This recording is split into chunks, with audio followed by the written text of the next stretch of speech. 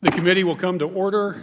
Without objection, the chair is authorized to declare a recess of the committee at any time. This subcommittee is continuing its examination and call for immediate federal action on PFAS. I now recognize myself for 5 minutes to give an opening statement. Good afternoon. This is the fourth hearing the Environmental Subcommittee has held on the contamination of air, water, and food with perfluoroalkyl and polyfluoroalkyl substances, class of man-made chemicals referred to as PFAS. Our previous hearings have established the scientific facts about these chemicals. They do not degrade, earning their nickname forever chemicals. And they are toxic to humans, having been linked to serious adverse health outcomes such as low fertility birth defects, suppression of the immune system, thyroid disease, and cancer. We have heard witnesses testify to the pervasiveness of PFAS contamination in America's water, air, and food supplies. Some of them are here today. At our hearing in September, we heard about the actions of certain corporations to downplay the scientific research linking these dangerous chemicals to serious adverse health effects and to conceal this evidence from the American public. Today, our goal is to urge this administration to take immediate federal action to regulate and clean up these dangerous chemicals. You know, at these hearings, we public officials tend to speak perhaps a little too clinically. We say PFAS chemicals can cause birth defects and cancer in humans.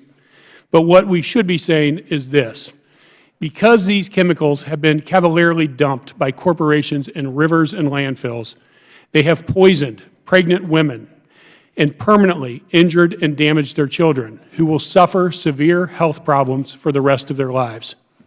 People have lost their spouses, parents, and other loved ones. People have been saddled with medical bills they cannot afford, and that will put them into massive long-term debt, sometimes for the rest of their lives. We've got people who are just now realizing they've been drinking contaminated water for years, who have to pray each day that they don't get sick and their families don't get sick.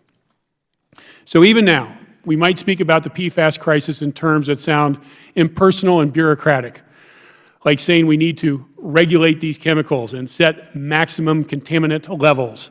What we're really trying to say is that we need government to save people's lives by protecting them from dangerous chemicals they did not know they were drinking and wouldn't have drunk if the truth had not been shrouded by them from corporations that knew for decades how toxic these chemicals were and are. We need the federal government to protect people because we've seen what happens when it leaves it to corporations. And you know, in what has become an intensely partisan environment here in Congress, this is one issue on which the two parties really can find agreement. The ranking member of this subcommittee to my right, James Comer, said at our July 24th hearing on PFAS, quote, "It is bipartisan that we want clean drinking water. It doesn't matter if you are a conservative or liberal or moderate. We all want clean drinking water. There is no question about that." But the ranking member knows as well as I do that water doesn't stay clean on its own. By taking one look at the Environmental Working Group's map of congressional districts with known PFAS contamination, we can see just how true this is. Our water is poisoned in Ohio, in Arizona, in North Dakota, just to name a few. We, the representatives of the people, have to work to protect that water, to keep that water safe from companies that seek to maximize their profits through pollution. And yes, that does require regulation. So when it comes right down to it, the debate we're having over whether to regulate PFAS is a debate about two camps: the American public and all of us who want clean water, and the companies who have made a lot of money by exposing people to toxic substances against their will. This is a horror story of epic proportions, and so it's no surprise that it caught the attention of one of our witnesses today, Mark Ruffalo. In the new Dark Waters movie, he plays the attorney Robert Bilott, thank you, Robert Bilott, who himself testified before this subcommittee in September. Mr. Bilott defended thousands of plaintiffs in Parkersburg, West Virginia, against DuPont, a chemical manufacturer that not only contaminated the groundwater in Parkersburg, but also spent decades covering up that they had done so. And the horror story does not end there. The drinking water supplies on and around military bases have been contaminated by these chemicals and haven't yet been cleaned up. These men and women answered the call of duty and risked their lives for our country, and yet they can't safely take a drink of water from their canteen. This is a tragedy, plain and simple. Mark Faber, a U.S. Army veteran, is here with us today to share his story and those of his family members who are suffering the human cost of PFAS contamination on and around military bases. The Environmental Protection Agency needs to set maximum contaminant levels under the Safe Drinking Water Act, not just for the two most notorious types of PFAS chemicals, PFAS and PFOA, but for PFAS as a class of more than 5,000 different man-made chemicals. And the Department of Defense needs to commit to cleaning up contamination around military sites expeditiously and work with the urgency this crisis demands to find an alternative to the PFAS-containing firefighting foam used in training exercises. The EPA has announced that it will issue its proposed regulatory determinations for PFAS and PFOA by the end of the year, and it can't come soon enough. But it is imperative that Americans be kept safe from all PFAS chemicals. The fact is, we don't know the full extent of the effects these chemical alternatives to PFOA and PFAS will have on humans. But the scientific evidence thus far suggests that these chemicals are toxic, that they do bioaccumulate in the human body, just like their predecessors. Do we really want to be sitting here 50 years from now asking ourselves why we didn't take action on these so-called alternatives? The same way we're sitting here in the year 2019 asking ourselves why we didn't regulate PFAS and PFOA earlier. I hope we take the opportunity to learn from our mistakes rather than repeat them.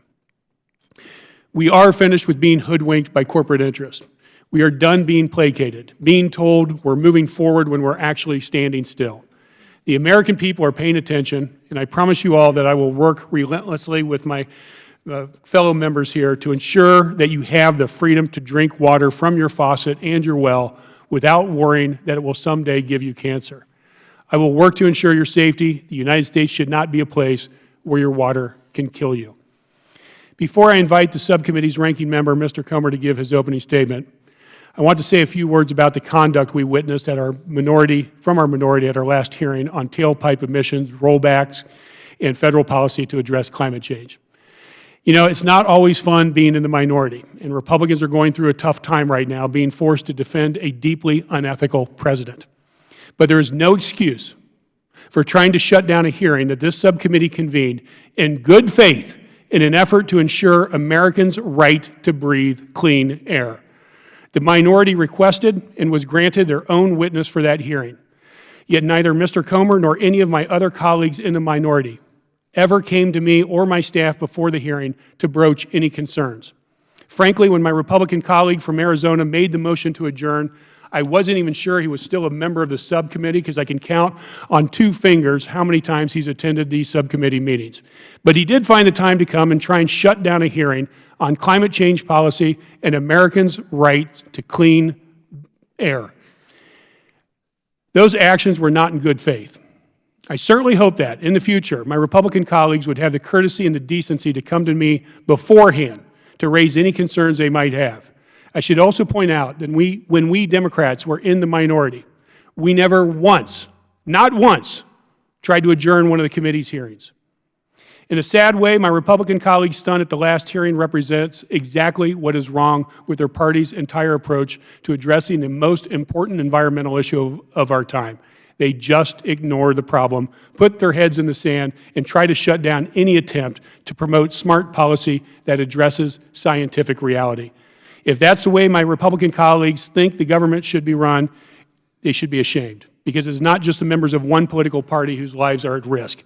If we do not act now to protect the right to clean air and clean water, if we don't work to address the existential crisis of climate change, then all of our lives are at risk. We are the stewards of the public interest. We owe it to the American people to tackle the big problems, not waste time with cheap stunts. And with that, the Chair now recognizes the ranking member, Mr. Comer of Kentucky, for 5 minutes for an opening statement. Well, thank you, Chairman Ruda. It's good to start off with a good bipartisan tone for this committee. We're here today for the subcommittee's 4th hearing on the large group of chemicals collectively known as PFAS. I want to thank the witnesses for their willingness to appear before this subcommittee, and hopefully we can have good, productive discussion that will actually lead to achievable results in the future. As I've said at each of the previous 4 hearings, potential drinking water contamination is frightening for any community, and it is there is bipartisan support to have clean drinking water. It's important to remember that the reason that PFAS substances became so predominantly used in the first place is they provide strength, durability, and resilience in a broad range of applications, from nonstick cookware to firefighting foams that save lives. Why does the medical technology industry care about proposed actions related to PFAS? Because the medical devices made by these companies for over 50 years have been made with fluoropolymers, a PFAS compound. Tens of millions of these devices have been used by patients without demonstrating any adverse health effects. In fact, they've achieved the opposite. They've kept patients alive and healthy. As I've told you before, Mr. Chairman, I'm committed to working with my colleagues on solutions that will contain any existing damage from legacy PFAS substances and reduce the risk for future harm. But I also hope that we as a body can make responsible, evidence-based, science-driven decisions. It's important to note that nearly 5,000 chemical compounds make up the PFAS family. 5,000 chemical compounds. These compounds have different structures and characteristics, which means they also have varying health and environmental impacts. Thorough research has only been done on a small number of these compounds, so we should be careful about taking any sweeping actions that could have the unintended consequence of negatively impacting a broad segment of the economy, including public entities like hospitals and airports. Any legislative or regulatory actions we consider should be based on solid scientific understanding of the toxicity of specific compounds. I would also like to note, for the record, something about today's hearing makeup, Mr. Chairman, since you mentioned previous hearings. During the Oversight Committee hearing last week, one of the majority members, one of your party's members, questioned the minority witness about her lack of, quote, scientific or particular expertise in the subject matter whatsoever, unquote. In short, the Democrat member tried to say that the minority witness should be ignored. I've heard from several of my colleagues today that they found the witness testimony compelling and informative. But I would like to note for the record that if this is the majority's view of witness suitability, it's unclear to me why a Hollywood actor with no scientific expertise on PFAS chemicals would be called to testify today.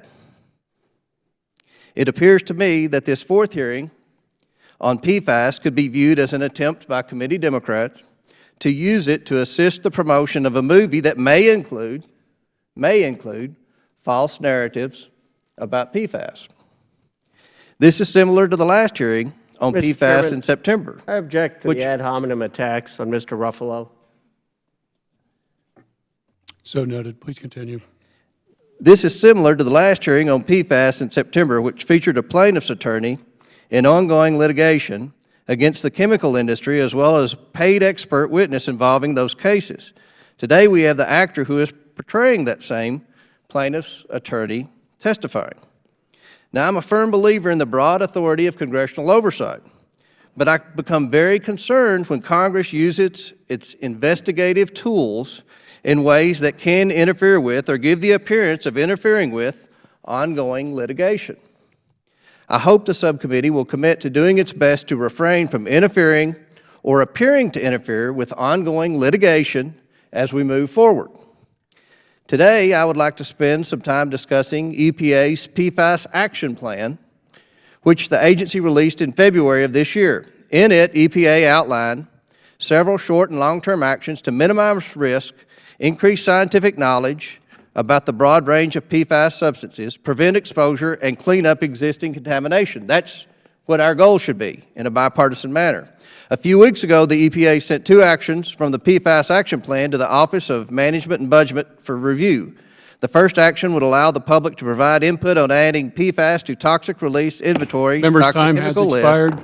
Mr. Chairman, with all due respect, you went over a few seconds as well.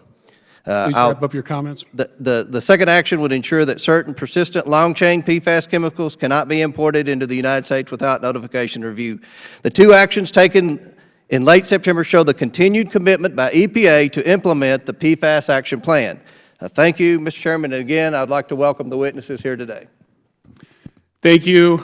Now I want to welcome our witnesses. We have Mark Ruffalo, actor, producer, and activist. We have Scott Faber, Senior Vice President for Government Affairs, the Environmental Working Group. Mark Favors, U.S. Army veteran, member of Fountain Valley Clean Water Coalition.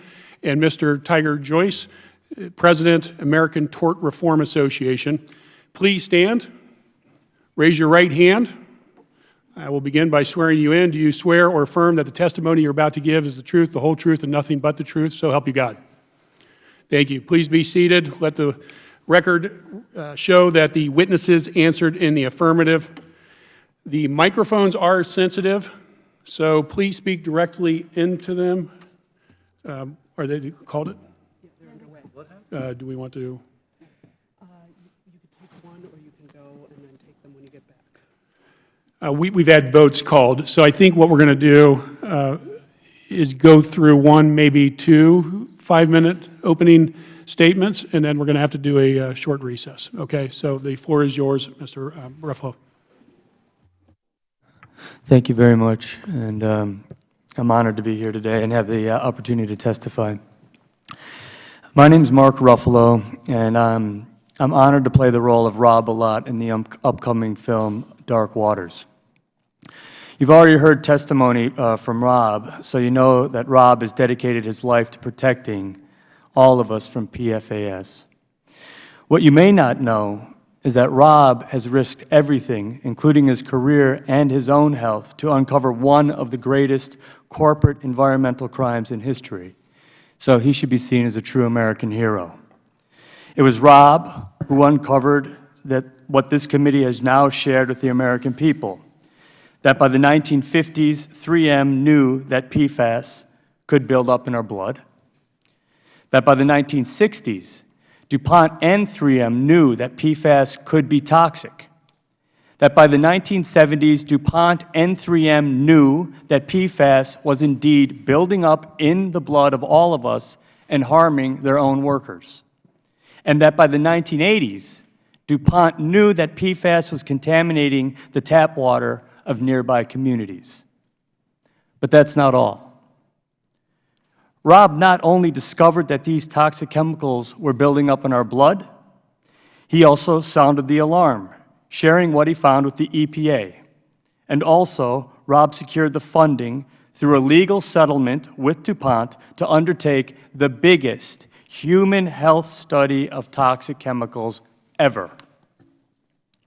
Thanks to Rob, and independent experts reviewed the blood work and medical records of 70,000 people whose water had been poisoned by DuPont.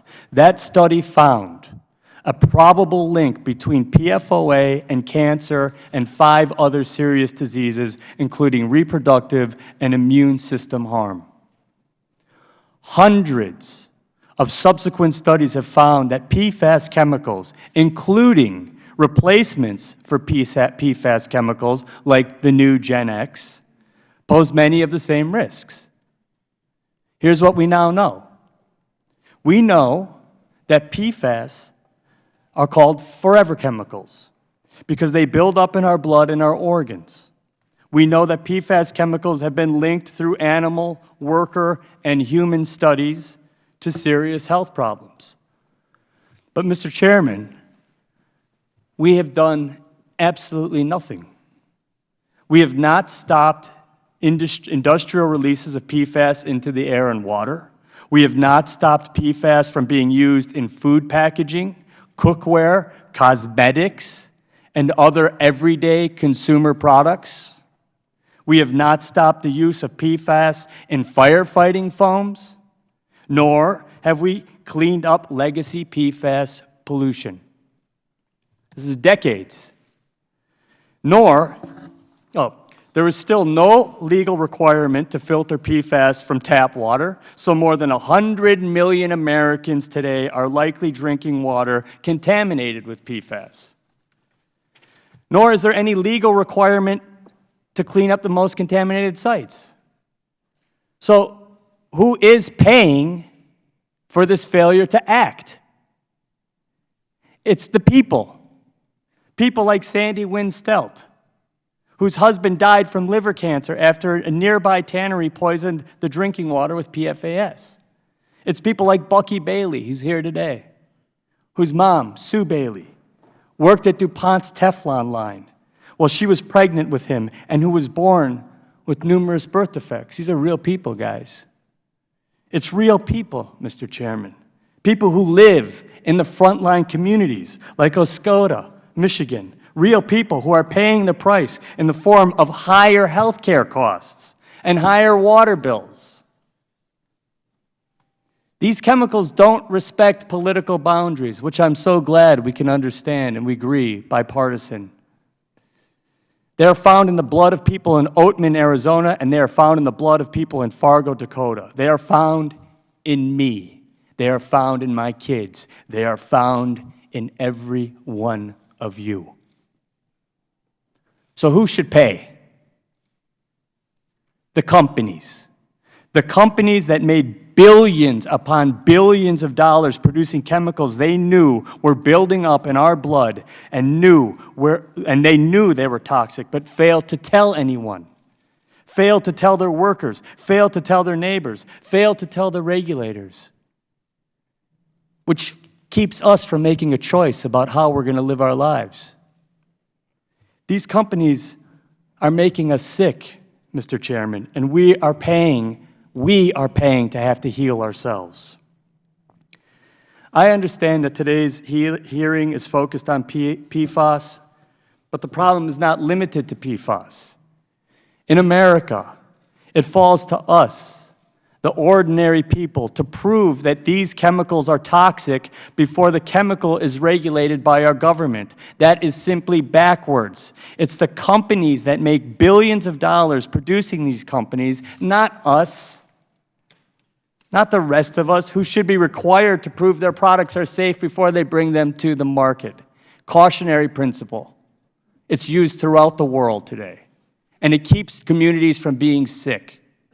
Mr. Chairman, it's time to regulate PFAS chemicals. It's time to end industrial releases of PFAS into the air, into the water. It's time to end needless uses of PFAS in everyday products like food packaging or cosmetics. It's time to finally filter PFAS out of our drinking water. And it's time to clean up the legacy of PFAS contamination, especially at our military bases. This goes far outside medical uses. So let me close by thanking you, Mr. Chairman, for now holding 4 hearings on PFAS contamination and the crisis that we're all facing, and for elevating the stories of real people like Sandy Wynn and Bucky Bailey, and real-life heroes like Rob Bilott. Thank you.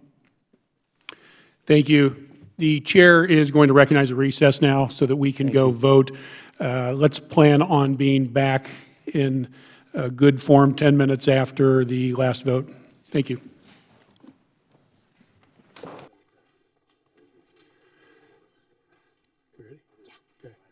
Well, like elementary school, recess is over. The committee is back in order here.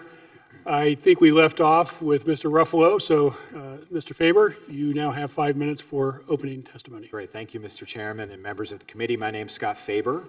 I'm testifying today on behalf of the Environmental Working Group, a national environmental health organization that has fought to address the PFAS contamination crisis for more than 2 decades.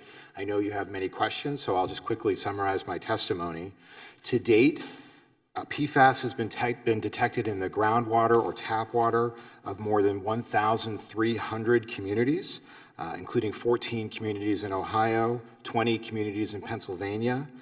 Just a few weeks ago, EWG testing revealed 10 different PFAS in the drinking water of Louisville, Kentucky.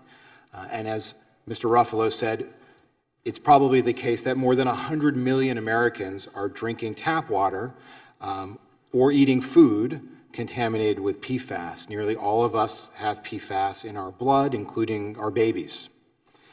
Because PFAS have been linked to cancer and harm to our reproductive and immune systems, we must take immediate steps to reduce ongoing PFAS releases and to clean up legacy PFAS contamination. Despite the risks, the well-documented risks of PFAS, hundreds of manufacturers, can still release unlimited amounts of PFAS into the air and water and have no duty to tell anyone. Despite the risks, PFAS can still be used in food packaging and migrate into our food. Despite the risks posed by PFAS, biosolids contaminated with PFAS can still be applied to farm fields and build up in our food crops, animal feed, and ultimately in all of us. Despite all of these risks, PFAS can still be used in firefighting foams that seep into our drinking water supplies. Despite the risks posed by PFAS, badly contaminated sites still do not have to be cleaned up, including contaminated sites on or near our military installations. Thankfully, Mr. Chairman, this Congress is finally treating PFAS contamination with the urgency it deserves. More than 40 bills and amendments, many of which are bipartisan, have been introduced to reduce ongoing PFAS releases and clean up legacy PFAS contamination. Earlier this year, the House passed the National Defense Authorization Act that would quickly end DoD's use of fluorinated firefighting foams and PFAS in food packaging, would regulate industrial PFAS releases into our water, and expand efforts to monitor for PFAS. The NDA also designates PFAS as hazardous substances, which will kickstart the cleanup process at the most contaminated sites and ensure that polluters pay their fair share of cleanup costs. This morning, the House Energy and Commerce Committee began to consider 17 PFAS bills, including bills to regulate PFAS discharges into the air, require more PFAS reporting by industry, and to increase funding for water utilities to filter PFAS from our drinking water. No American, as you said, Mr. Chairman, should ever have to wonder if their water is safe to drink or if their food is safe to eat. But if, after decades of inaction, we may have finally begun to reverse the tide of PFAS pollution. Thank you, Mr. Chairman. Thank you, and you recognize some of the past efforts of members of Congress. One of them is here with us today, Representative Kildee, and without objection, he shall be permitted to join the subcommittee on the dais and be recognized for questioning of the witnesses. Glad to have you here. And with that, the chair now recognizes Mr. Joyce for 5 minutes for his opening statement. Chairman Ruda, Ranking Member Comer, members of the subcommittee, thank you for allowing me to be here on behalf of the American Tort Reform Association. I'd like to make it clear at the outset that I'm here as an advocate for lawsuit reform to discuss the overall impact of excessive litigation on legal businesses, as well as its impact on the laudable goal of environmental remediation. Be clear, I am not here as a scientist or to express a position on environmental policy or regulation. The American Tort Reform Association believes that civil litigation should not be used to punish businesses today for making products many decades ago when they have substantial public benefits, particularly those that were developed or demanded by the government. So-called PFAS substances are precisely that type of product, and they are the subject of a fast-growing number of lawsuits brought by individuals as class actions, as well as cases brought by state and local governments. Since the 1950s, thousands of substances that constitute PFAS have made possible important breakthroughs like surgical gowns and drapes that protect patients and healthcare providers against airborne pathogens. They've allowed us to have implanted medical devices and improved protective gear for firefighters, chemical workers, and military personnel. It's also been you've heard about this a little today, the basis for firefighting foams. In fact, the U.S. Navy developed such a foam containing PFAS in collaboration with 3M to do just this in response to tragic loss of life of military personnel on Navy ships during the Vietnam War. The Navy is now far better prepared to deal with such situation and saves lives as a result. The Navy continues to consider this product to be, and this is their term, mission critical. In the case of PFAS, ATRA believes that the science has gotten out in front of the litigation that we've seen. Improved technology has allowed greater detection of the presence of PFAS, which in our view has been the catalyst for more and more litigation involving these products. One legal commentator stated earlier this year in the ABA Journal, quote, "We may be just seeing the tip of the PFAS iceberg, at least as far as litigation goes." This is despite the fact that the Agency for Toxic Substances and Disease Registry stated last year, and I quote, "The available human studies have identified some potential targets of toxicity. However, cause and effect relationships have not been established for any of the effects, and the effects have not been consistently found in all studies," end quote. Thus, the premier agency responsible for evaluating health and safety risks for products such as PFAS have not concluded that this broad category of products injures the public. Yet, litigation moves forward as if the science does support that legal, and I emphasize legal, causation. Environmental protection has been a major public policy topic for the Congress and the executive branch appropriately for decades in response to the impacts of our rapidly changing economy and way of life. That said, it has to be acknowledged that worthy goal has been significantly hampered by litigation over the years. Carol Browner stated in 1994 as President Clinton's EPA administrator, quote, "A lot of time is taken up with companies suing each other over how much they owe to clean up a particular site," and that continues to be the case. Members of the subcommittee should know that additional legal issues have developed with regard to Superfund and CERCLA. States can look to impose remediation plans to clean up a Superfund site, even if it conflicts with the EPA-directed cleanup. Atlantic Richfield, which agreed to do that in an EPA-approved cleanup of a copper smelting facility in Montana, is asking the U.S. Supreme Court to preempt the plan imposed by the state. That case will be heard in 2 weeks.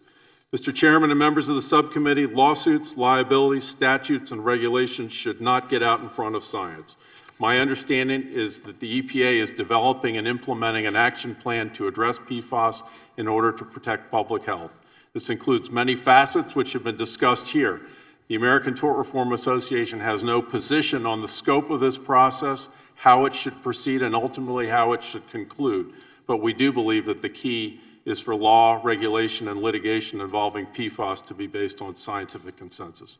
In conclusion, we believe it's wrong for a business to be subjected to extensive liability simply because a microscopic level of a company's product can be found in the air, water, or bodies, absent, this is the key, a clear scientific determination of causation. It's counterproductive to impose liability on manufacturers that develop products that provide substantial public benefits based on fear that it, while understandable, is not scientifically substantiated. I thank you. Thank you, Mr. Joyce. In the previous PFAS hearings we've had the opportunity to hear individual stories. It's a complex issue with a lot of comments about the chemicals and the reaction and the process. But when we have the personal stories such as Bucky Bailey in a previous hearing and personal stories of Mr. Favors as well as his family and community, it's a great opportunity for all of us to take note and have clear understanding of the deep ramifications of the impact these chemicals have on us. And with that, Mr. Favors, you are now recognized for 5 minutes of opening testimony. Thank you. I want to thank Chairman Ruda and Ranking. Turn on the microphone if you would, please. Thank you. I want to thank Chairman Ruda and Ranking Member James Comer and this committee for this hearing and allowing me to testify. I was born and raised in El Paso County, Colorado, around a large, loving family, many of whom are U.S. military veterans, like myself. However, we are struggling to obtain justice and accountability for our family members and their neighbors dead or suffering from cancer and other diseases after firefighting foam containing toxic PFAS from nearby Peterson Air Force Base contaminated the drinking water and groundwater for decades. This contamination began in the early 1970s in the drinking water and remained until 2016, all during that time unknown to the public. In addition to these toxic chemicals causing contamination by seeking underground off-base to nearby civilian water sources, Peterson Air Force Base officials have now admitted that they actually dumped these toxic PFAS chemicals into our community's drinking water source several times a year from 1990 until 2016. Again, Colonel Joyce from Peterson Air Force Base in 2016 admitted that they actually discharged knowingly these chemicals into our drinking water source several times a year from 1990 until 2016. This resulted in not only extremely high levels of PFAS in the drinking water, far exceeding the EPA's non-enforceable health advisory, but also in the blood of residents, 10 times higher than the national average. Some of our PFAS drinking water levels were more than 100 times higher than the EPA's non-enforceable advisory, according to a Pentagon report to Congress. Subsequently, in my family, we've had 16 family members diagnosed with cancer who resided for a significant time within these toxic PFAS drinking water contaminated residential areas of Wyfield Security, Fountain, and Strathmore. At least 4 of these family members have died of kidney cancer, including my father in 2017, which has been linked to PFAS contamination by scientists and the U.S. courts. These cancer deaths permanently separated mothers, fathers, and grandparents from their children and grandchildren. A few years ago, a teenage cousin of ours required a kidney transplant, and the doctors ruled it out that it couldn't have been genetic. His mother lived in the contaminated area since she was 10 years old. And because these kidney cancer deaths occurred on both sides of my family, including one person, a Vietnam veteran decorated for combat who married into the family, it cannot be explained by genetics. Also, none of my family living outside of this area, the contaminated area in Colorado Springs, has ever been diagnosed with kidney cancer or failure. Included among my affected family members are at least 7 U.S. military veterans who themselves, along with their spouses and children, were being poisoned unknowingly by these toxic PFAS chemicals from Peterson Air Force Base while they were on active duty and or deployed to fight for our country in Iraq.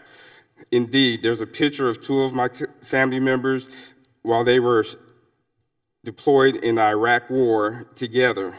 Yet, meanwhile, at that same time, Peterson Air Force Base was dumping toxic PFAS chemicals into the drinking water of their spouses and children.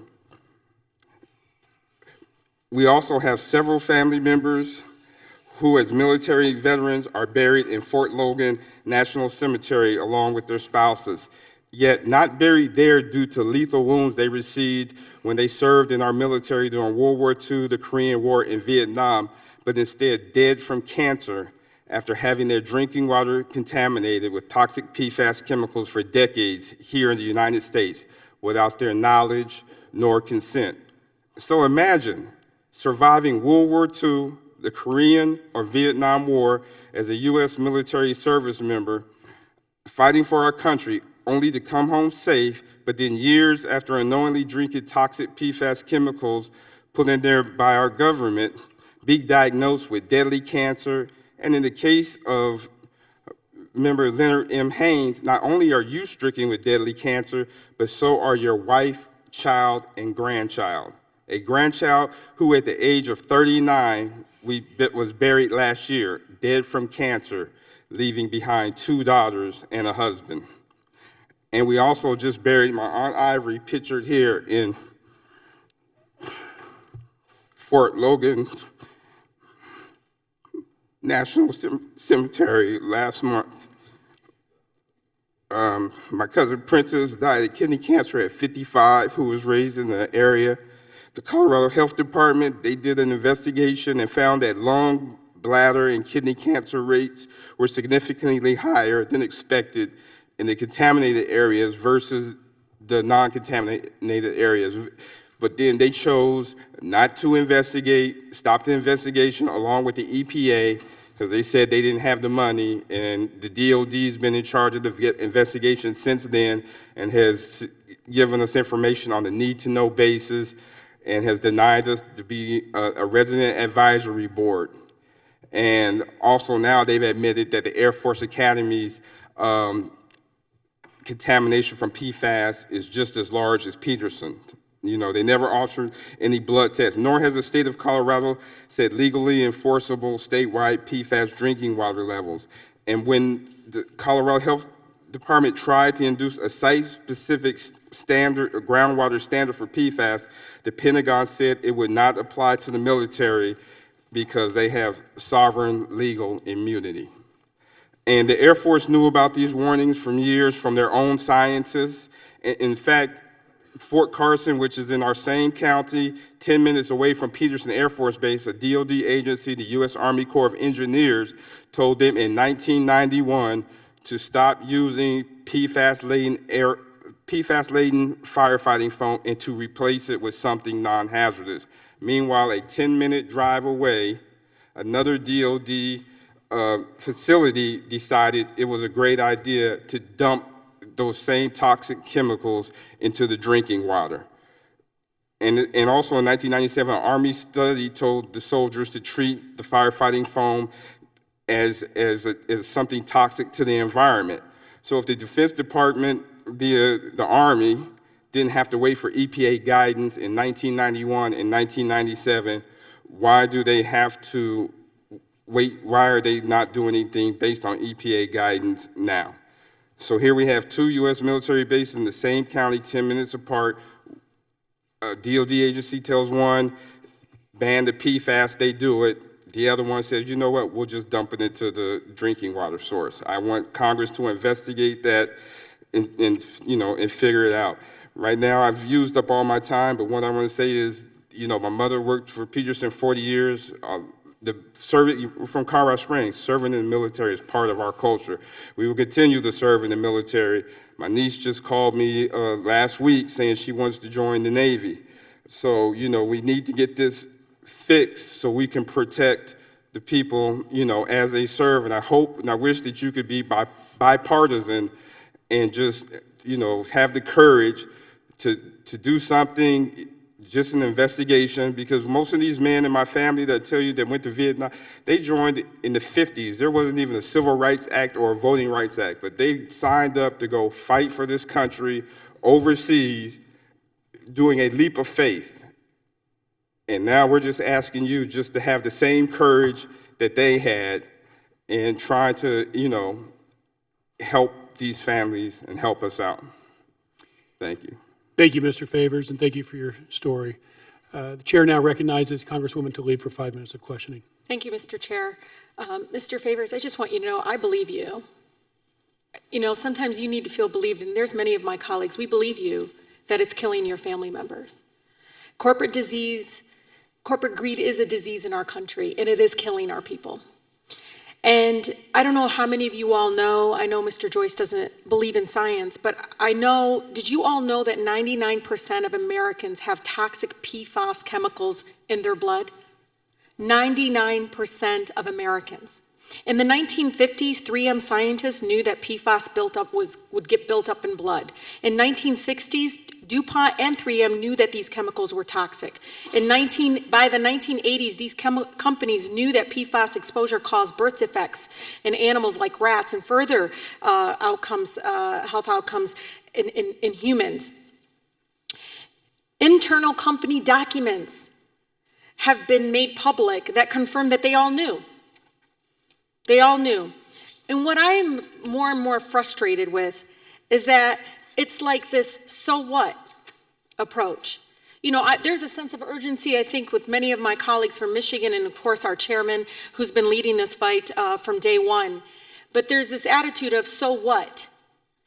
And so I want to ask you, Mr. Favors, if there's one thing that you can tell every single American across the country about PFAS, what do you want them to know?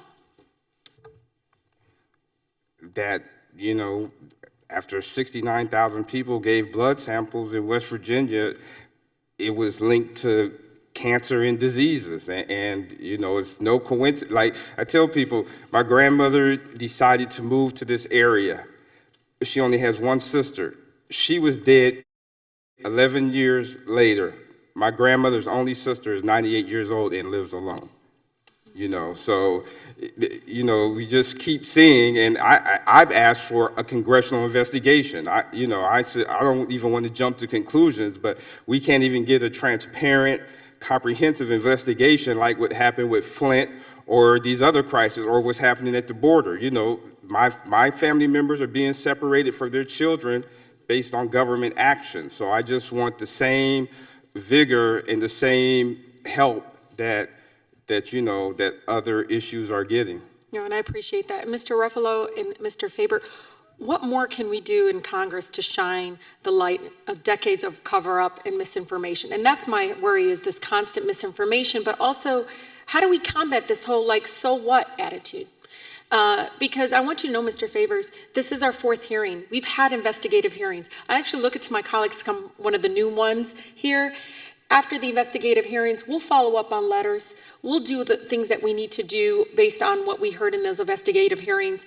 But then we have these kind of political tactics that are happening. And again, corporate interest, corporate greed is tainting our democracy in a way that it drives away some of my colleagues to having the political courage to do something. But Maybe going to all of you. Yeah. Thank you. So to you all, how do you combat that? How do we combat that as Congress, of this so what attitude and this misinformation out there? If I knew that, the world would be a different place. I just want to comment, Mr. Comer, I know you care about this because you said you did. And I guess it's really like an opening of our hearts to our brothers and sisters in the world, you know.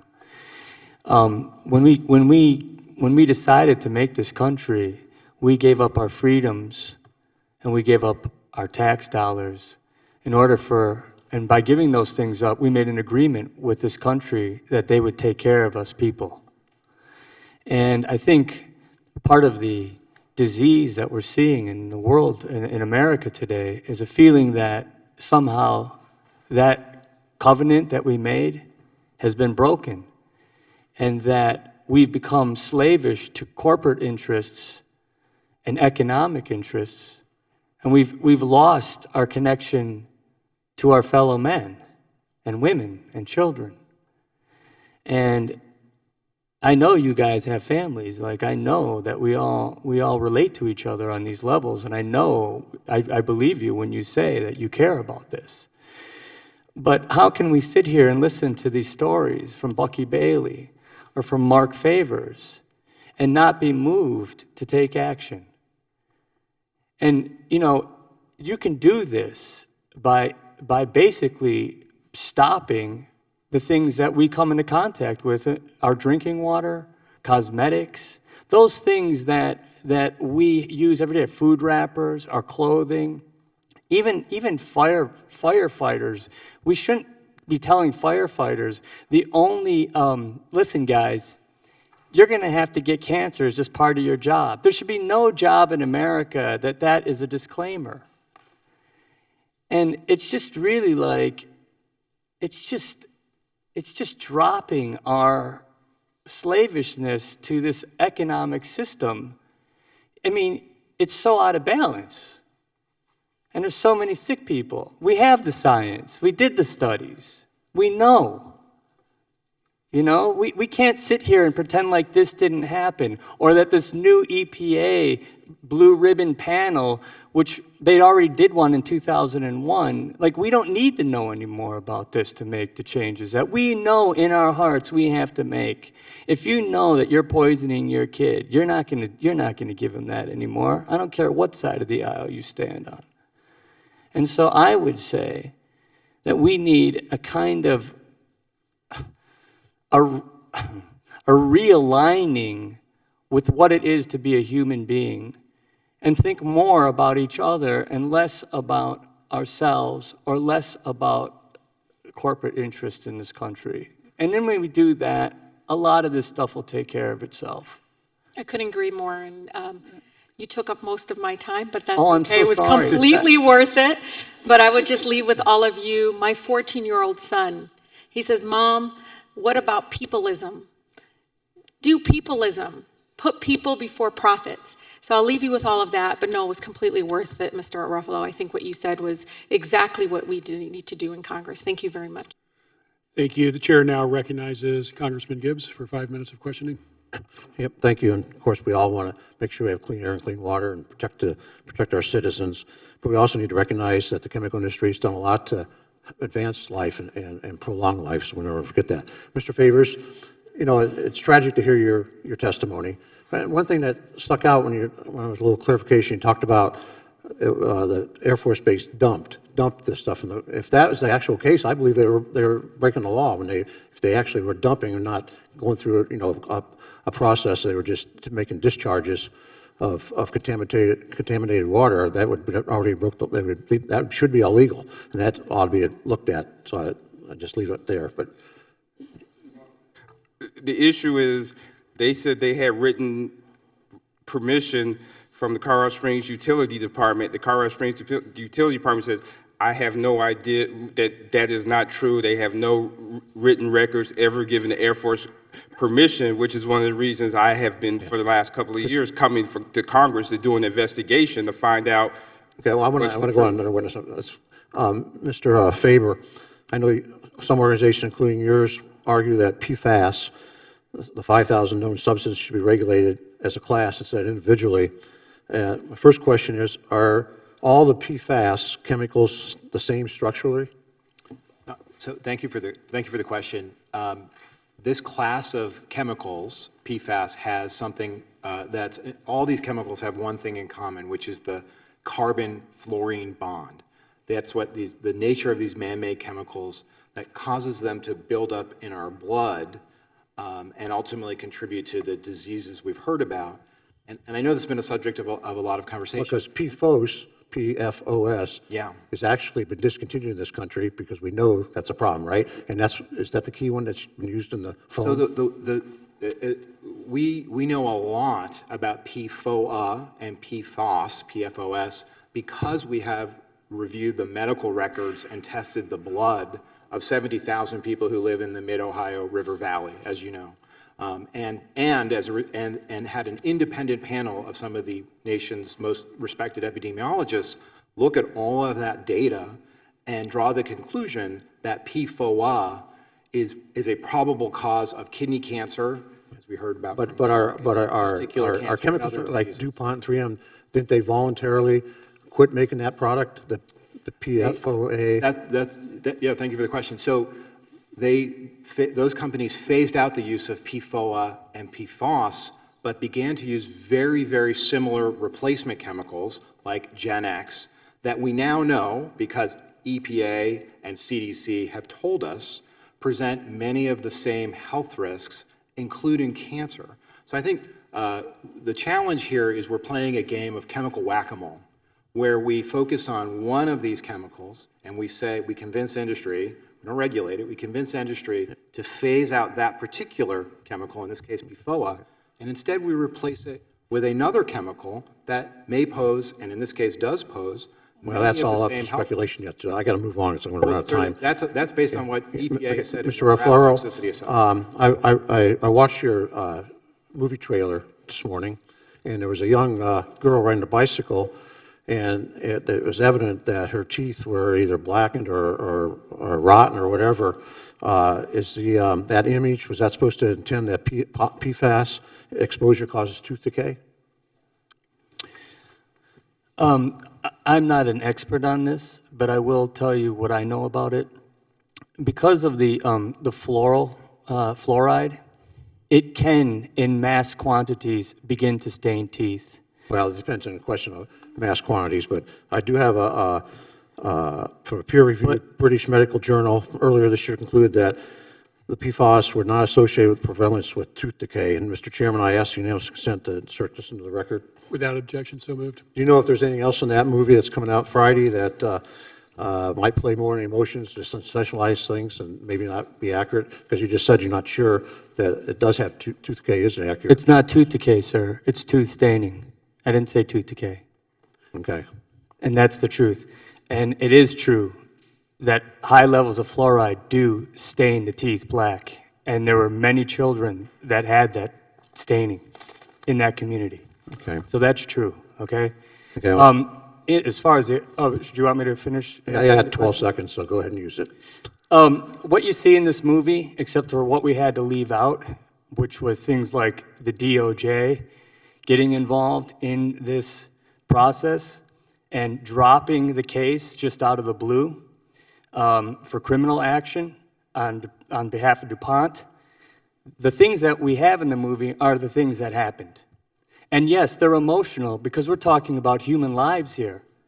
We're talking about people getting sick, people dying. So yes, those are emotional things, but those things all happened. Everything that's in that movie happened. I think it's interesting that the movie's coming out Friday, we're having this hearing today, so I kind of wonder what's going on here, but I think it's a little bit inappropriate. But we with could talk litigation about going on. that. I'd be willing to talk about that. Members' time has expired. The chair recognizes Congresswoman Ocasio-Cortez for 5 minutes of questioning. Thank you, Mr. Chair. I think it's quite funny how the matters of people's lives are being diminished by such horrible allegations.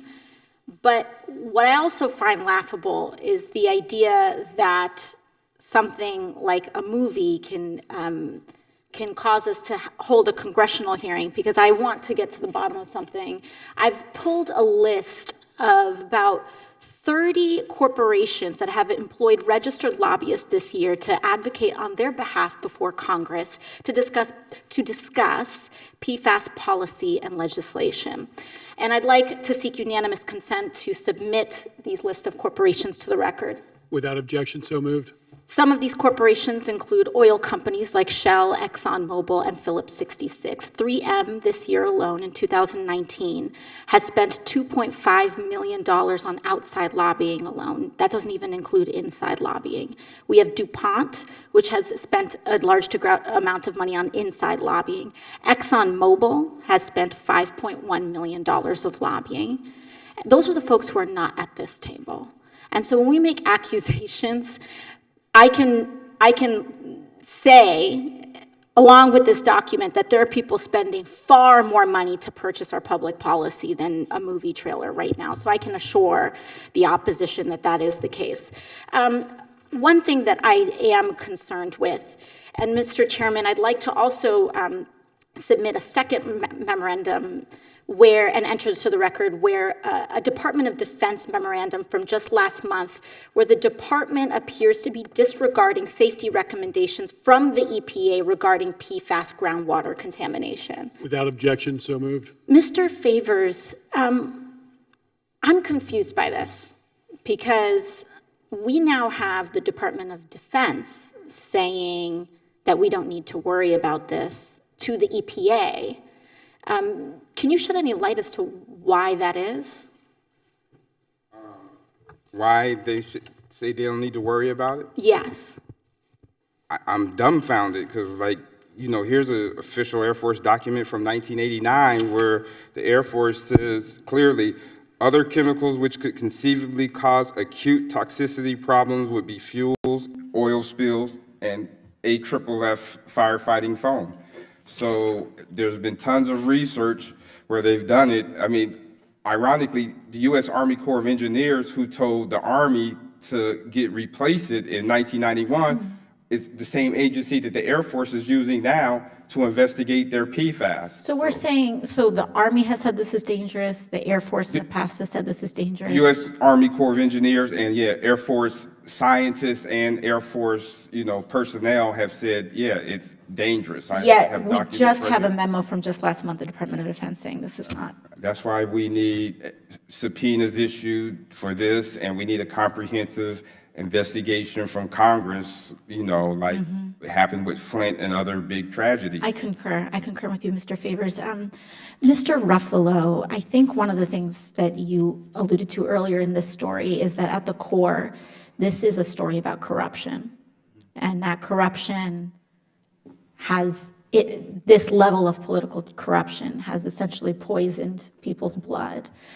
Can you tell me a little bit about you alluded to there being an activist life being ruined or impacted by this, or the fact that there were mysterious shutdowns of this investigation. Can you tell us a little bit about some of those anecdotes and strange occurrences? So for something like this to happen at the level it did, there either had to be extreme malfeasance on on the corporate level, which we see from the story. But there were things that seemed to happen that this got lost in the EPA, it got lost in the DOJ, and you have to wonder what political forces were working at that time to make this story disappear. I mean, this is, I'm a filmmaker. I tell stories. This is a significant story. This is millions of people being contaminated with a company that knew it was happening even before they brought the actual product onto the market, and we don't know anything about it. We're sitting here today discovering this. And you said that when Mr. Ballat approached the EPA with the findings on PFAS, it was DuPont's attorneys that attempted to stop him with a gag order. Is that correct? That's correct. Thank you very much. I yield my time to the chair. Thank you. The chair now recognizes Mr. Keller, Congressman Keller, for 5 minutes of questioning. Thank you, Mr. Chairman. Mr. Favors, thank you for your service to our country. It's very much appreciated. Mr. Faber, I'm glad to notice that you mentioned in your testimony that there is language addressing this issue included as part of the NDAA. So it's not like we haven't done anything. We are trying to get things done. So I appreciate you recognizing that. And Mr. Chairman, I commend you on recognizing that this is a complex issue. So thank you for doing that. And with that, I'd just like to cover a few things here. Last week, the majority of this committee held a hearing on abortion, where the only pro-life witness was attacked for not having, quote, scientific or particular expertise in this subject matter whatsoever, end quote. This week, the majority is once again trying to inappropriately use this subcommittee to sway public opinion and rush to try and regulate an industry where more research is required. Research that should be done by scientists and subject matter experts. But knowing no depths to how far they'll go to show off their hypocrisy or help their allies in Hollywood, the majority has called as their star witness an actor. That's right, an actor. An actor with no medical, no scientific or research expertise except for a few scenes as Dr. Bruce Banner. An actor that has a record of anti-business activism.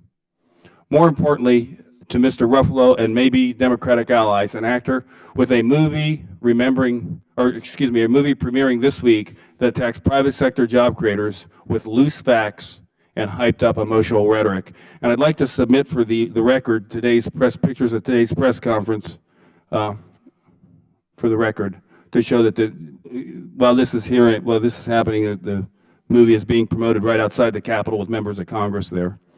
Without objection, so moved. I'm not sure if Mr. Ruffalo is looking for an Academy Award for his performance in the upcoming movie or for his performance in this hearing. Mr. Chairman, there's bipartisan legislation out there that can actually start to get to the heart of this problem based upon scientific data we have. Language addressing this issue is included as part of the Senate-approved National Defense Authorization Act and was unanimously reported out of the Environment and Public Works Committee. This approach would use a number of EPA authorities, such as the Safe Drinking Water Act, to allow for better coordination between federal agencies on the issue and would set drinking water standards for PFAS and PFOA, the PFAS chemicals that EPA has the most data on. Mr. Chairman, maybe we should spend more of our time working toward a real solution, getting real answers, and not talking to attention-grabbing headliners. I yield back. Thank you. The chair now recognizes Ms. Wasserman Schultz, Congresswoman Wasserman Schultz, for 5 minutes of questioning. Thank you, Mr. Chairman. Mr. Favors, thank you so much for taking the time to testify, and thank you for your service, of course. Your testimony really reminds us all that this is an issue of life and death. Congress and the administration cannot lose sight of the fact that real people, particularly our service members and veterans, are suffering. I want to ask you, and if I have a couple other things I want to cover, so if you can try to answer succinctly. When did you and your family first learn that your water on Peterson Air Force Base may have been contaminated with PFAS chemicals? And military bases obviously form the heart of several communities across the nation. Could you describe the reaction that your family and other people in the community had when they heard about this contamination?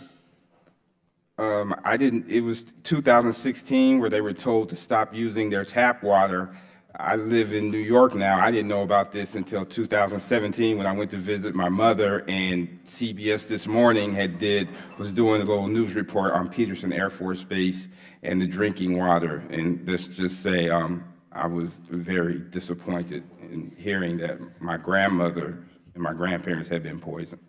Right, I can only imagine. It's obviously, I'm sure you wouldn't be surprised to learn that this isn't an uncommon experience. The PFOA and PFAS level detected at MacDill Air Force Base in my home state of Florida, in Tampa, is 523,710 parts per trillion. The PFOA and PFAS level detected at Naval Air Station Jacksonville in my home state is 1,397,120 parts per trillion. The PFOA and PFAS level detected at Patrick Air Force Base in Brevard County in my home state of Florida is 4,338,000 parts per trillion. And these are just a handful of the military installations in Florida alone. So I want everyone present and watching this hearing now to hear this fact. The risk level found by CDC's Agency for Toxic Substances and Disease Registry is 11 parts per trillion for PFOA, and for PFAS it's 7 parts per trillion. 7. Above that, and you start running a real risk of public health problems. For the record, 4.3 million is greater than 7. So, Mr. Favors, it seems to me that we have a national water crisis on our hands here, and our service members have been unfairly and cruelly put on the front lines of this chemical crisis. Do members of your community believe that DOD's response to the water crisis has been adequate? No, most of them do not, because we've been denied a RAB, a Citizen Advisory Board, and they've been in control of the investigation. The EPA stopped investigating, and the state, and it's a need-to-know basis. I mean, we've gotten emails from Germany, and where people on bases in Germany have been told to get out of their housing because of PFAS, but they won't give them any specific numbers. They're just like, we have flyers and everything. So no, it's not just in our community, but it's, people connected our community who are stationed around the world. So basically they've been blocking your access to information about how this happened. And a lot. Well, not surprising. I'm sure it won't surprise you to learn that in the last PFAS hearing that we had in the subcommittee, I sat on this dais and asked representatives of DuPont and 3M if they had any plans to compensate service members by the chemicals they manufactured. And I had to wrench an answer out of them, and they finally sheepishly said no, that they didn't. I told them, and I'll reiterate here, that I don't know how they sleep at night. Mr. Favors, what is your reaction to hearing that these polluters continue to deny responsibility and refuse to help people like you and your family? It's difficult because the period of contamination of the Air Force is from 1970 to 2016. Per Colorado's strict 2-year statute of limitation, a lot of my grandparents and family members that fought in World War II and in Vietnam, because they died before 2014, they're not able to sue anyway. So this isn't about sue. And plus, there's not enough money in the U.S. Treasury to compensate for poisoning my grandmother. So, we're just trying to get justice and accountability, but everybody wants to pass the buck. So that's why we're here. As a cancer survivor myself, I certainly can personally understand how devastating that is when you, as I have, face your own mortality and stare it right in the face.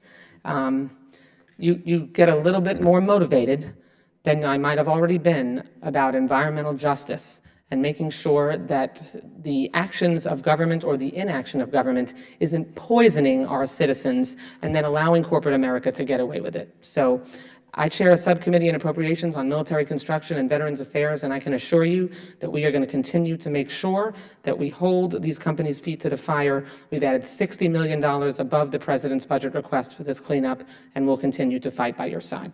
Thank you. I yield back the balance of my time. Thank you. The chair now recognizes Mr. Comer for 5 minutes of questioning.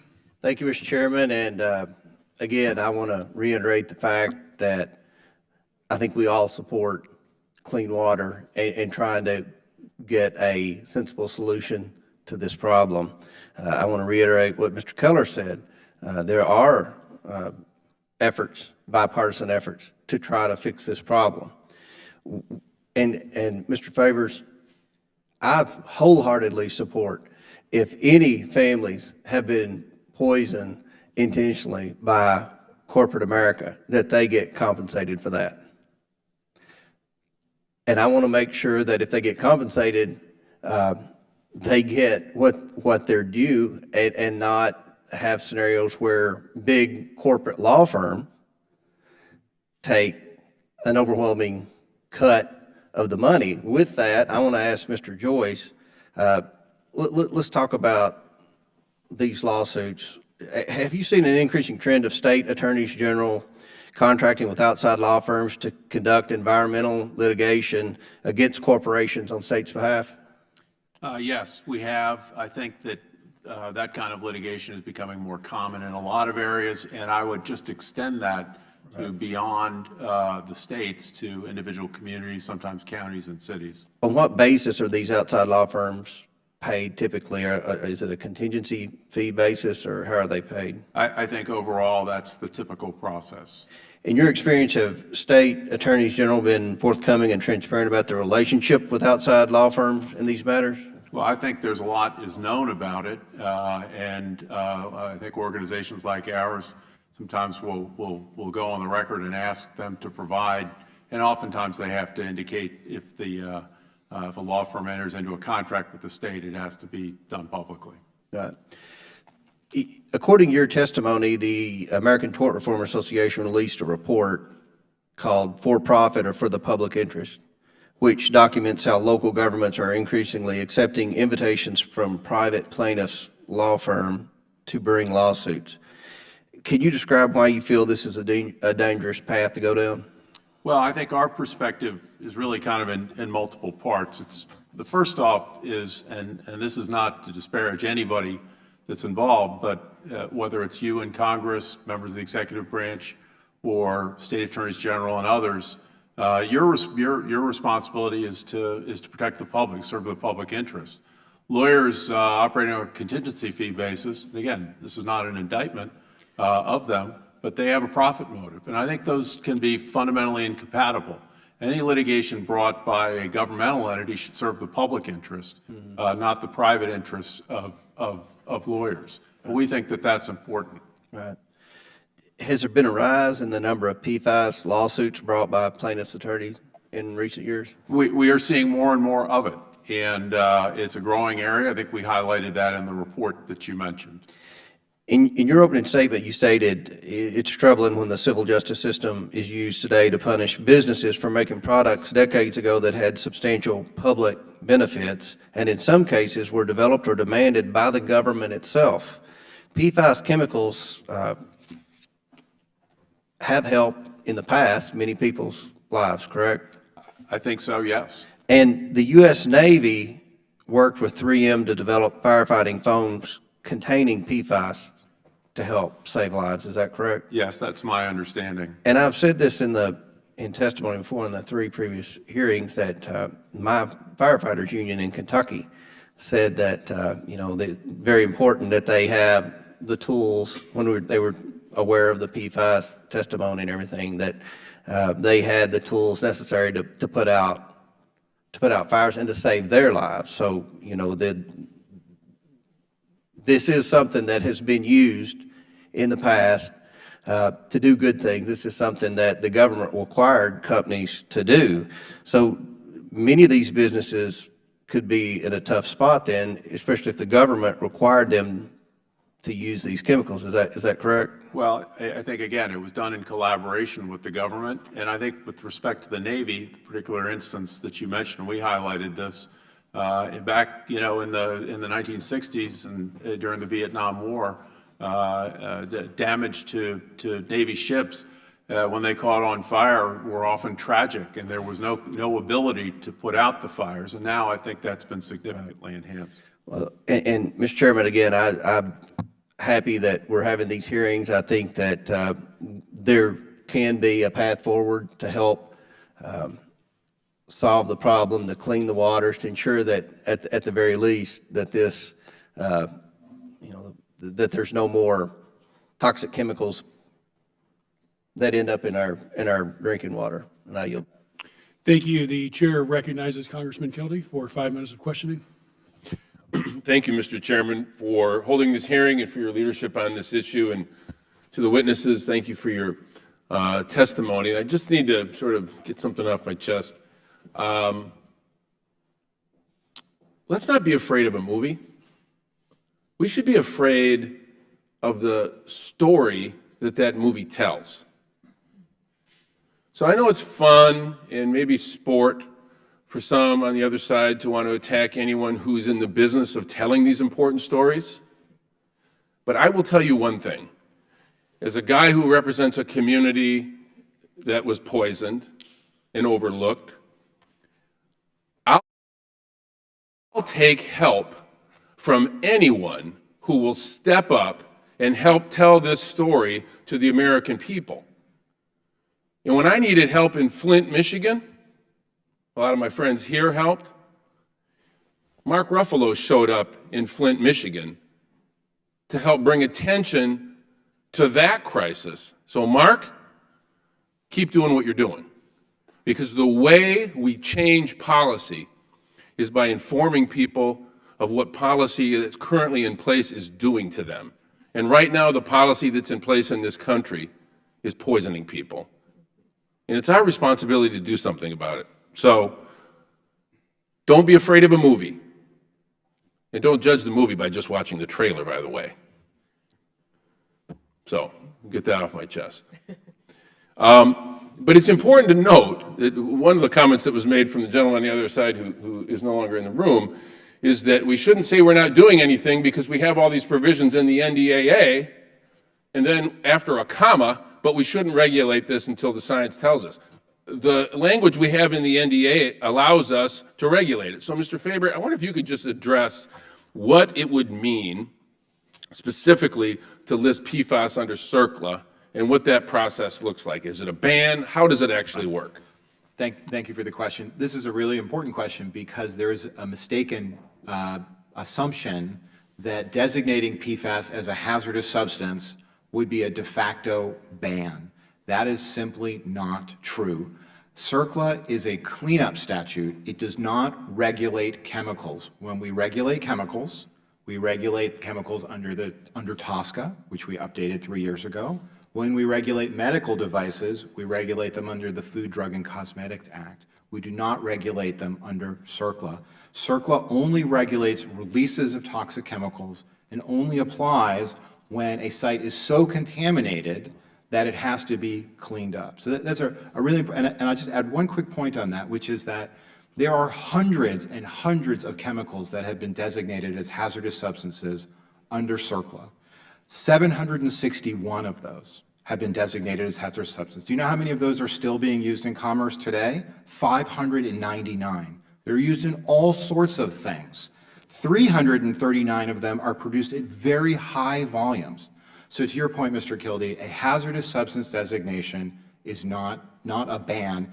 It simply requires the cleanup of the most contaminated sites, and it ensures that the polluters who knowingly contributed to this worldwide contamination pay their fair share of the cleanup costs.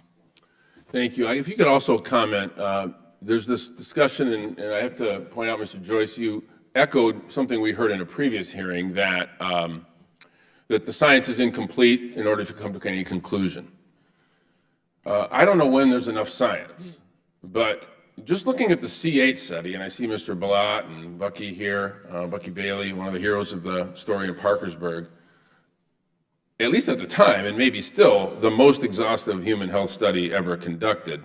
There's pretty solid science that says this is bad stuff and we ought to protect people from it.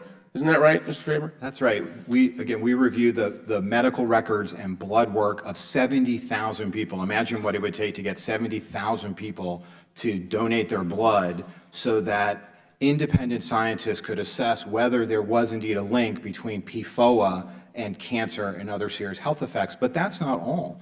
There have been hundreds of additional peer-reviewed studies done by EPA, CDC, by others, but the most important source of information about the threats posed by these chemicals comes from the industry itself. The reason we know that these chemicals cause cancer and other serious health problems is because we've seen it on DuPont and 3M letterhead. We know because they knew.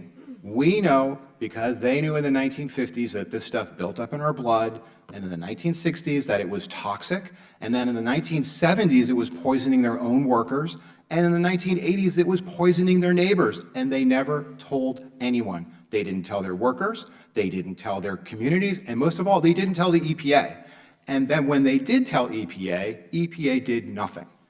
EPA has known since 2001, and they have done nothing. And that's why it's so important, as Mr. Keller said, that Congress has finally, in 2019, almost 20 years after EPA first found out about this, finally saying we need to reduce releases of PFAS. We need to end the use of PFAS in food packaging, and we need to clean up this mess. We need to, we need to tell DOD, as Mr. Faber said, that when we find high levels of contamination, that it's their responsibility to clean up the mess they've created over the decades.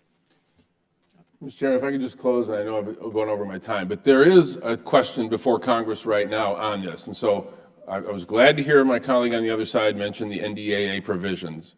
There's an organized effort right now to have those provisions taken out of the NDAA in its final form.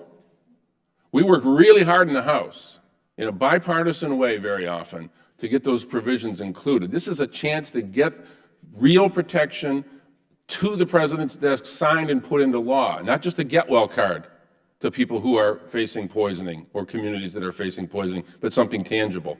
So for those of you that want to see something done, the moment is right now. Speak up. I yield back. Thank you. Chair now recognizes myself for questioning. I look at this, I think there's three things we've got to do. One, stop dumping. Two, clean up where we have dumped. And three, do testing on these next-gen chemicals. And Mr. Favors, you, in your opening testimony, I know you weren't able to get through all of it, but you aptly said, quote, "If I wanted to sell PFAS as a medicine, I would have to wait for several years of testing to prove it's safe before applying to the FDA. However, I can immediately discharge these chemicals into our environment." And let me turn to that because I know there's some questioning up here as well. And Mr. Faber, if you could elaborate on what limitations, if any, are on the dumping of these chemicals. That's right. And, thank you for the question. Right now, there is no limitation whatsoever under the Clean Water Act with regards to discharges of PFAS into waters, per Mr. Gibbs' question to Mr. Favors about whether or not it's illegal to simply dump or discharge PFAS into a river. The answer is yes.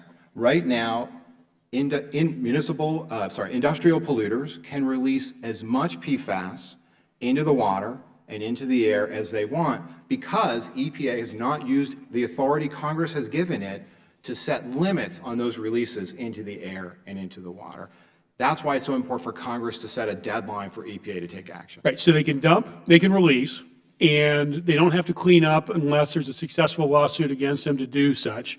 And third, they have introduced up to 5,000 next-gen chemical compounds that have not had proper testing as to the impact it has on Americans and our children. Is that correct? That's right. And many of those replacement chemicals were approved for use in commerce, even though there were studies showing links to very serious health effects, including tumors in animal studies and other serious concerns. And Mr. Ruffalo, my apologies for the questioning of your legitimate reasons for being here. I note that you're an author, a podcast host, a commentator that has worked very hard on behalf of these issues. And I'm kind of curious as to why this issue is so important to you.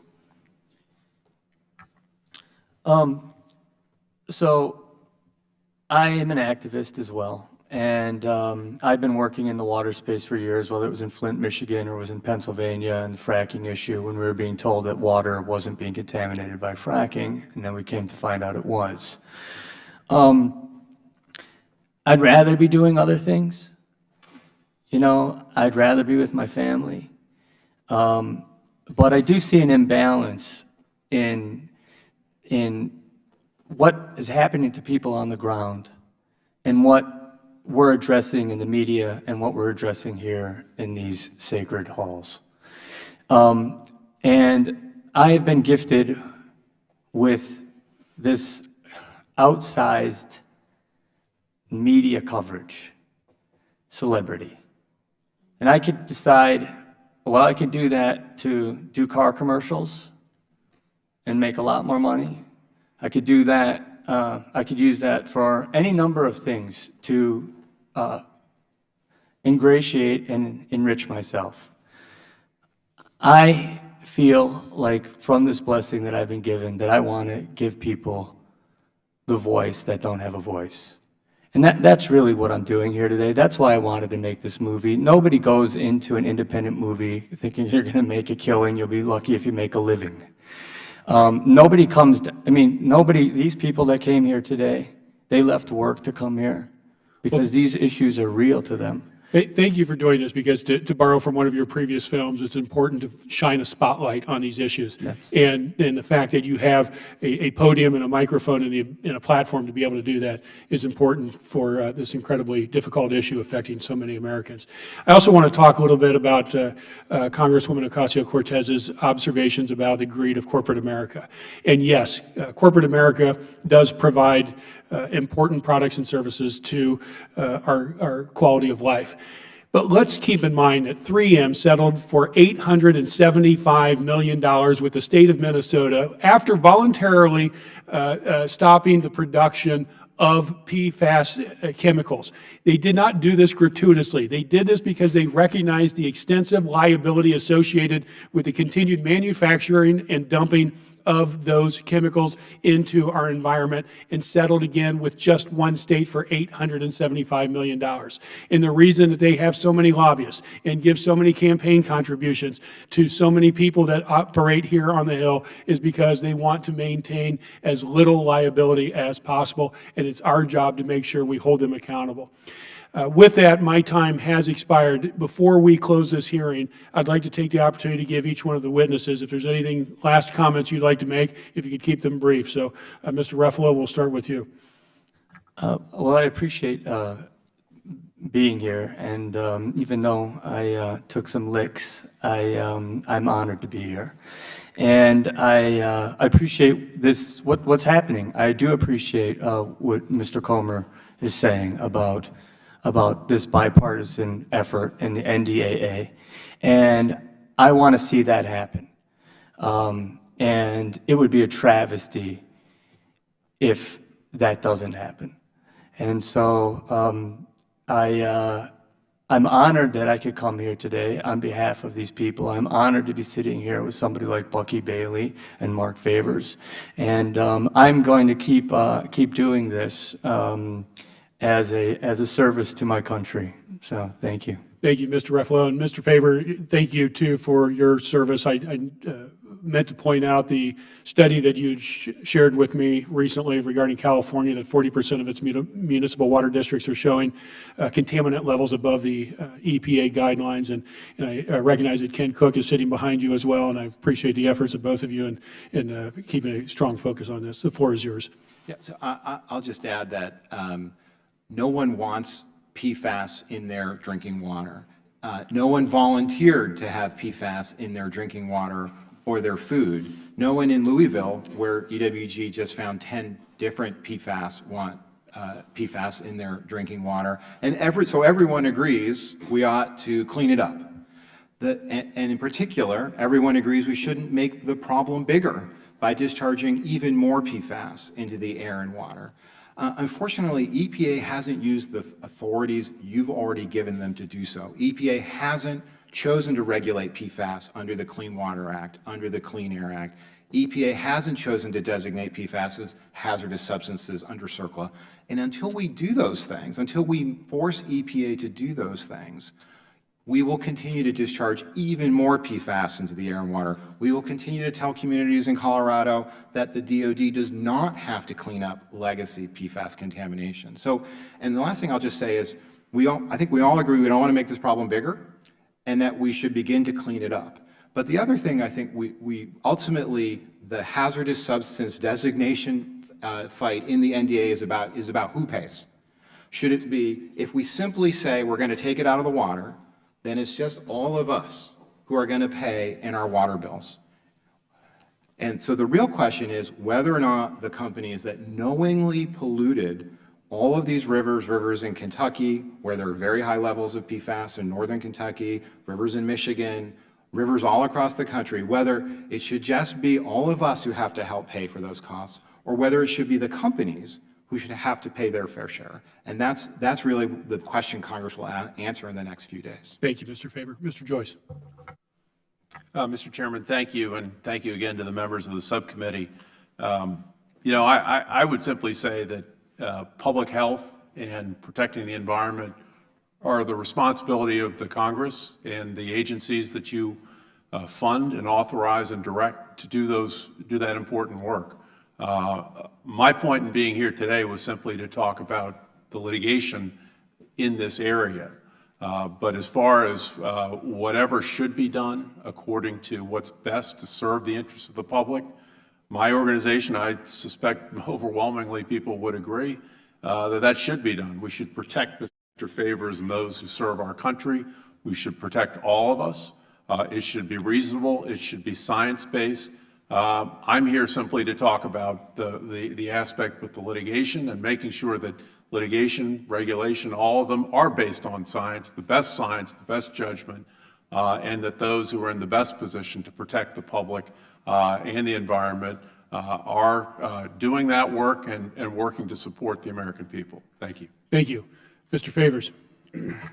I want to thank you, and I hope that this committee takes seriously what seems like a bipartisan olive branch from Mr. Comer and Mr. Gibbs, where we need to get to the bottom of where these discharges that the Air Force did for 30 years authorized or not. And I think this is a perfect opportunity just to answer that question, to show bipartisan, start, sending letters and getting to the bottom of that. And just, just to say, this is real to our family. You can go to Fort Logan, grave locator, you can find these people, they are there, they are buried. And just to go back to the human touch, I just want to read a couple of sentences from my cousin's obituary in, where it says, Princess volunteered her time, treasures, talents to many organizations throughout her lifetime. Wherever she found herself, she stood out in crowds. Matthew 5:14, you are the light of the world. Princess nurtured her spiritual needs at various churches until she could no longer attend to declining health. She was very grateful and blessed for the opportunity to reaffirm and accept Jesus Christ as her Lord and Savior. Sunset came on Wednesday, July 31st, 2013 at her home. Princess fell asleep in Jesus' arms with her loving mother, aunt, sons, brothers, friends at her side. We just want to know, the Air Force volunteered this information. It wasn't like I was sending them a bunch of freedom of information requests. We were minding our own business, and they said, look, this is what we've done. Now we need some accountability and justice. Thank you, Mr. Favors, and thank you to all of our witnesses, including Mr. Balad and Mr. Bailey, who have testified here previously. Without objection, all members will have 5 legislative days within which to submit additional written questions for the witnesses to the chair, which will be forwarded to the witnesses for the response. I ask our witnesses to please respond as promptly as you are able. This hearing is adjourned. Thank you. Thanks, Dan. The lawsuit is just like, what happened?